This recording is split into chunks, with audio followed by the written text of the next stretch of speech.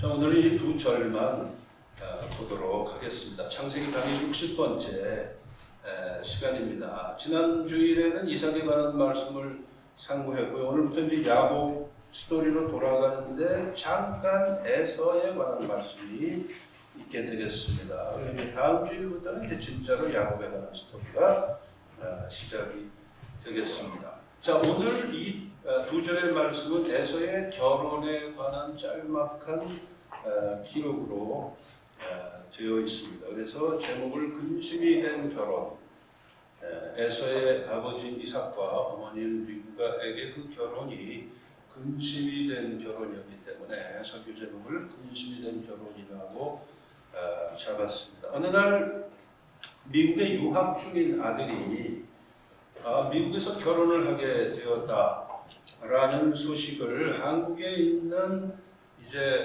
그 학생의 부모님들이 듣게 됐어요. 저도 미국에서 유학 마치고 결혼을 했습니다. 상황이 비슷해요. 우리 부모님도 다 한국에 계셨고요. 자, 그런데 아버지가 이제 그 아들에게 축하의 편지를 쓰게 됐습니다. 옆에서 이제 그 어머니 되는 그 부인이 그 편지를 이렇게 옆에서 어깨 너머로 이제 구경을 하고 있었대요. 그 남편이 편지를 이렇게 썼습니다. 사랑하는 아들아, 결혼은 달콤하고 행복한 것이란다. 네가 참 소중한 결단을 했구나. 너도 나처럼 행복하게 잘 살 거다. 나는 네 엄마 때문에 인생이 얼마나 즐거운지 모른단다. 그렇게 썼어요. 그랬더니 옆에서 편지를 슬쩍 엿보던 그 부인이 아주 흐뭇했대요. 게다가 자기 때문에 남편이 행복하다고 하니까 기분도 좋고 한편으로는 좀 쑥스러운 생각도 들고, 그래서 더 이상 그 자리에 있기가 조금 애매해서 슬그머니 그 자리를 피했대요. 그런데 이 부인이 방을 나간 것을 확인한 남편이 재빨리 편지 끝에다가 PS 후기를 달았는데 뭐라고 썼느냐? 지금 방금 네 엄마가 밖으로 나갔다. 야, 이 바보 멍청아, 너는 이제 죽었다. 결혼은 인생의 무덤이야. 그렇게 쓰고는 부인이 들어오기 전에 확 봉을 해갖고 우체통에다 집어넣었다는 거예요. 이 옛날에 그 양은순 누구죠? 양은순 씨가 쓴 그 뭐죠? 행복의 초대라는 책에 보면 나와요. 이 스토리가 아주 오래전에 읽은 기억이 나는데, 자, 이런 걸 보고 우리는 지혜라고 하지 않고 잔머리라고 이렇게 말하는 미국 사람들 표현으로 이렇게 잔머리가 잘 돌아가는 사람을 보고 뭐라 그러냐면 스트리트 스마트하다 그래요. 스트리트 스마트. 그런데 이 현대를 살아가는 이 남편들에게는 때로는 이 잔머리가 필요합니다. 그래야 살아남을 수가 있어요. 잔머리가 필수 조건이에요. 자, 과연 결혼이라고 하는 것은 달콤한 행복인가 아니면 인생의 무덤인가? That is the question. 그것이 문제죠. 자, 여러분은 어떻게 생각하십니까? 물론 결혼을 안 해본 분들은 아직은 경험이 없기 때문에 확실하게 판단하기가 어렵죠. 그러나 결혼이라는 것은 경험 속에서 비로소 이게 달콤한 행복도 될 수 있고 인생의 무덤도 될 수 있고 이제 그런 거죠. 자, 이 질문에 대한 답은 여러분 각자에게 맡기기로 하고요. 뭐 정답이 있는 건 아니니까. 저의 결론은 이것입니다. 둘 다 맞다. 그리고 둘 다 틀리다. 이게 저의 결론이에요. 이 답에서 비껴나갈 내용은 없죠. 자, 왜 그러냐? 오늘 본문 말씀을 통해서 우리가 보도록 하겠습니다. 자, 오늘 본문의 주인공인 에서의 결혼을 살펴보면은 에서는 그의 아버지 이삭처럼 나이 40에 결혼을 합니다. 이삭도 40에 결혼하고 에서도 40에 결혼하고 그런 걸로 봐서 그 당시 남자들이 대개 40 정도에 결혼한 게 아닐까 그렇게 짐작을 해보는데 확실한 건 모르죠. 근데 요즘 시대도 4,000년 전인 창세기의 족장 시대를 매우 닮아서 날이 갈수록 결혼 연령이 딜레이 되고 있어요. 족장 시대를 좀 돌아가는 게 아닌가 하는 그런 생각이 들 정도로. 근데 좌우간 에서도 이삭처럼 40에 결혼을 했다라는 것은 같은데 이삭의 결혼하고 에서의 결혼 사이에는 다른 점이 두 가지가 있어요. 상점이 두 가지가 있어요. 첫째는 뭐냐면은 이삭은 동족 여인인 리브가와 결혼을 했지만 에서는 이방 여인들인 헷족속의 여인들과 결혼합니다. 그게 다른 점이고요. 둘째로 다른 점은 뭐냐? 이삭은 리브가 한 사람하고만 결혼을 했는데 에서는 헷족속 여인 두 사람하고 결혼을 합니다. 그것도 다른 점이에요. 그 당시는 일부 다처제가 그저 편만하게 되어 있었던 시대에 이삭은 리브가하고만 결혼을 했다. 그런데 에서는 두 사람과 결혼했다. 물론 두 사람이 더 될지도 모르죠. 기록된 건 그렇습니다. 자, 비록 오늘 본문에는 이런 사실들을 매우 간단하게 기록을 하고 있지만 이 내용이 그냥 넘어갈 내용이 아니라는 데 있어요. 한마디로 에서의 결혼은 뭐냐? 문제성 있는 결혼이 되는 것입니다. 어떻게 할 수 있느냐? 자, 이방 여인과 결혼을 한다는 것 자체는 문제가 아니에요. 그건 문제가 아니에요. 여러분, 우리가 룻기를 읽어서 알지만 룻도 이방 여인이었잖아요. 근데 얼마나 신실한 신앙인이 됐어요. 그렇죠? 그 당시에 유대의 신앙인들보다도 더 훌륭한 신앙인이었죠. 그러니까 이방 여인하고 결혼했다는 것 자체가 문제가 되는 것은 아니다라는 거예요. 그러니까 문화가 다른 것도 근본적으로 문제가 될 수가 없습니다. 자, 오늘 본문에서 에서가 헷족속 여인들과 결혼했다는 것을 창세기의 기록자가 굳이 밝히는 이유는 에서가 하나님을 모르는 사람들과 결혼을 했다라는 것을 말하려는 데 있는 것입니다. 즉, 문제의 핵심은 어디에 있느냐? 신앙적 혼합주의에 있다라는 거예요. 하나님을 믿는 사람과 하나님을 믿지 않는 사람이 결혼을 하여 가정을 이루면은 여러 가지 문제가 발생할 가능성이 많기 때문입니다. 물론 모든 경우를 우리가 다 천편일률적으로 다 적용할 수 없을 때도 있어요. 네? 하지만 성경적 원칙은 일단 믿는 사람들은 믿는 사람과 결혼을 하는 것이 맞다라는 것입니다. 아멘입니까? 아멘. 즉 신자와 불신자가 결혼해서 성공한 경우도 없지 않아 있어요. 심지어는 불신자가 결혼해서 신자가 되고 본래 배우자보다도 더 신실한 신앙인이 되는 경우도 없지 않아 있습니다. 그렇지만은 그렇게 해서 실패한 경우가 매우 많고 남자들은 일단 한 여인을 사랑하면은 이게 love blind가 되잖아요. 사랑 장님이 돼서 결혼하기 전에는 뭐든지 다 하겠다 그러고 결혼하고 나서 달라지는 경우가 비일비재하기 때문에 그렇다. 제 짐작으로는 에서의 경우가 그랬을 것이다. 라는 거예요. 네. 자, 그러면은 에서의 결혼이 문제가 되었다는 것을 우리가 어떻게 알 수 있느냐? 35절에 보면은 확인이 됩니다. 35절을 제가 다시 읽으면 그들이 이삭과 리브가의 마음에 근심이 되었더라 그랬습니다. 그들이 누구냐 하면 바로 에서의 부인들인 헷족속 여인들이죠. 그들이 시부모인 이삭과 리브가의 마음에 근심이 되었다라는 거예요. 근심거리가 되었다라는 거예요.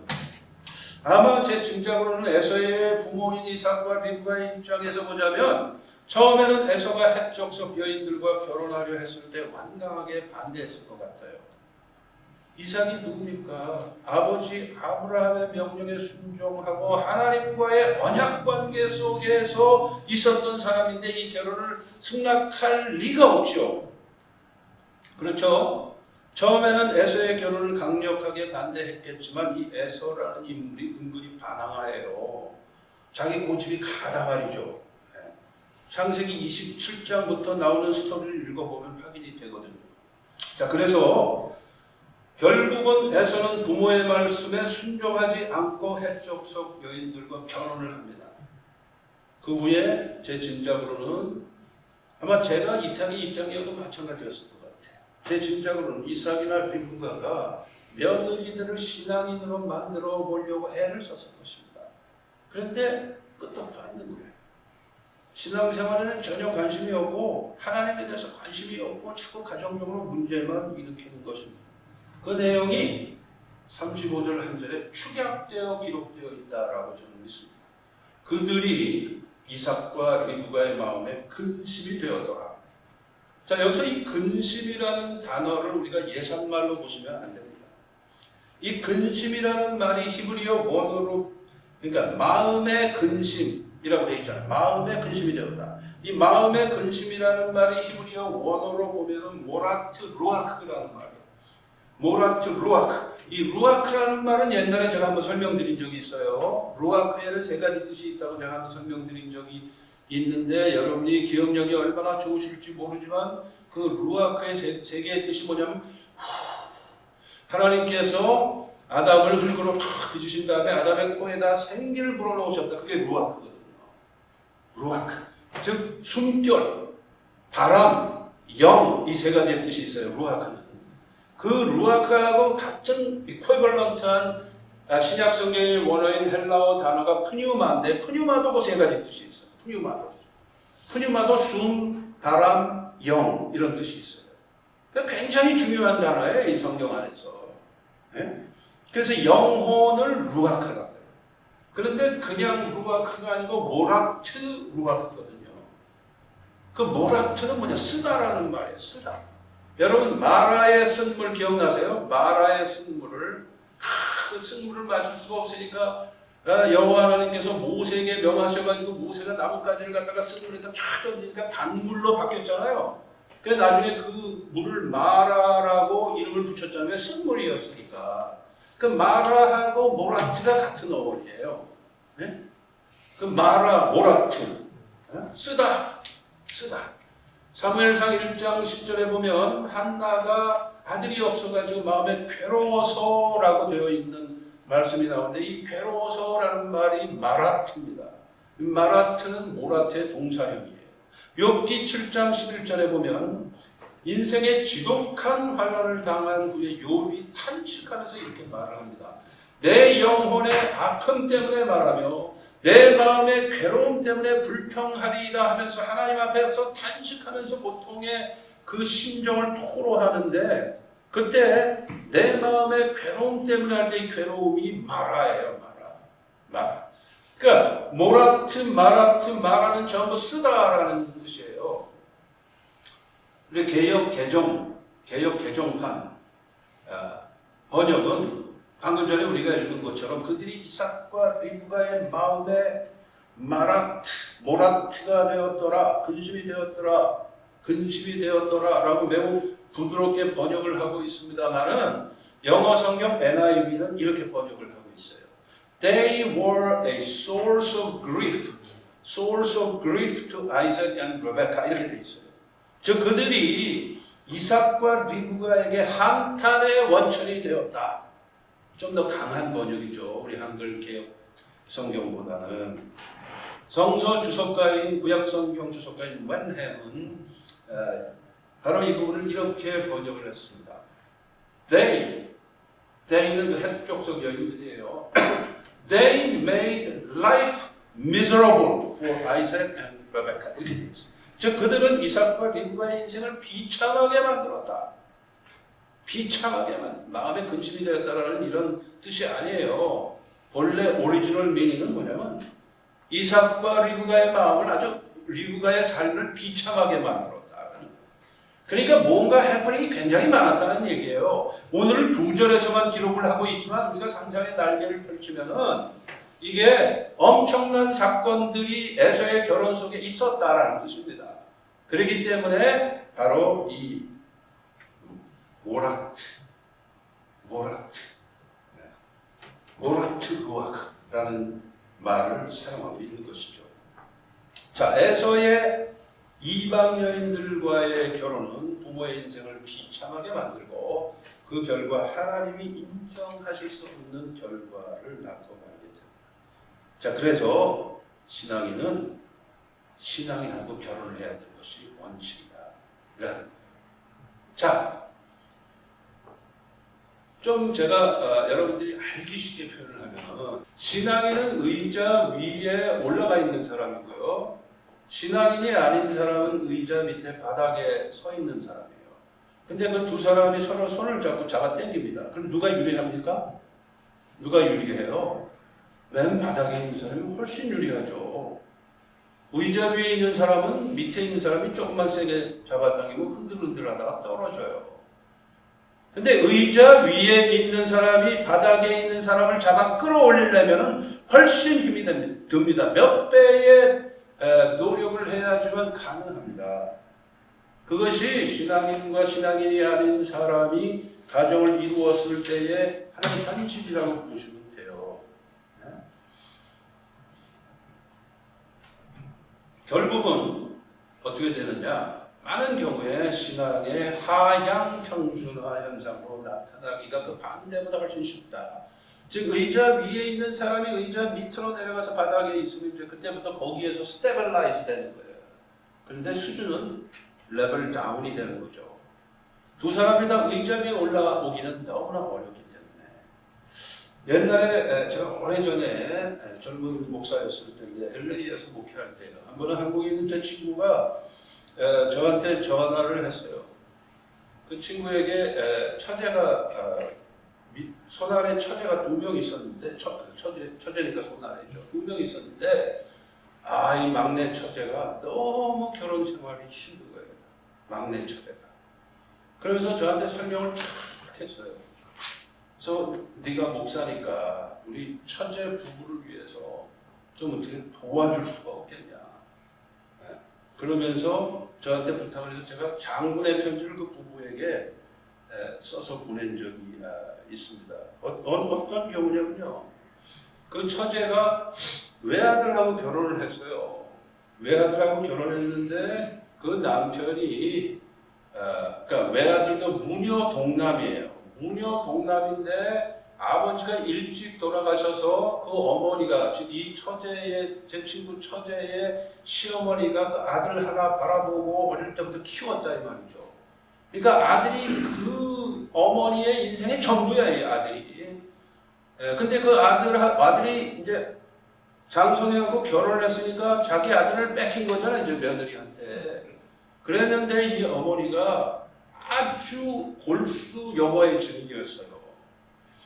그 결혼을 했는데 이 제 친구 처제는 신앙이 아주 좋은 자매였는데 시어머니가 여호와의 증인인 거예요. 그러니까 시어머니가 그냥 며느리를 강제로 그냥 여호와의 증인을 믿게 하는데 안 되는 거야 이게.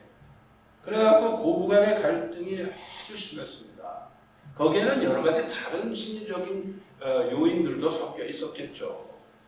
그랬는데 뭐 그것 때문에 허구한 날 고부간의 갈등이 전쟁이에요. 전쟁. 예. 근데 한 번은 그 시어머니 말이에요. 며느리가 성경을 읽고 있는데 성경을 팍 낚아채가지고 성경을 막 그냥 뿌려가지고 말이에요. 거의 찢다시피 해가지고 아파트 창문 밖으로 그냥 휘둘러버렸어요. 그냥. 예.